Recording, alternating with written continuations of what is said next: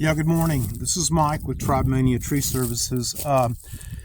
We're doing an inoculation this morning. We're in the Horseshoe Falls Estates area, and when we do these inoculations, we do 100-gallon mixes. We mix up the microorganisms with 100 gallons of water, and then we have, our line that attached to that is a wand that you can see we've gone through, and all these flags, they represent holes that we've already drilled in the soil zone. And so we have this wand that has a tip that goes down into the soil zone, and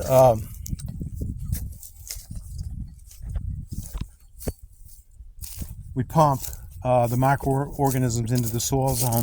What's going on with these two large trees is they're starting to, you can see out on the tips, they're starting to show dieback and decline. And the trees have been worked on over the years. They've kept them shaped and balanced really nice. I can see a lot of cuts that have been made to keep these trees, growing as much vertical and up in the top third of the canopy. But what's happening now is the drought and just the longevity of these trees. I mean, they're getting so big to where the demand now that is upon the soil zone for water is not able to meet the demand. And so the branches are starting to die out on the tips because that's the furthest from the root system. And so it's basically, the trees are very dehydrated. And so what we're going to be doing is the root inoculation.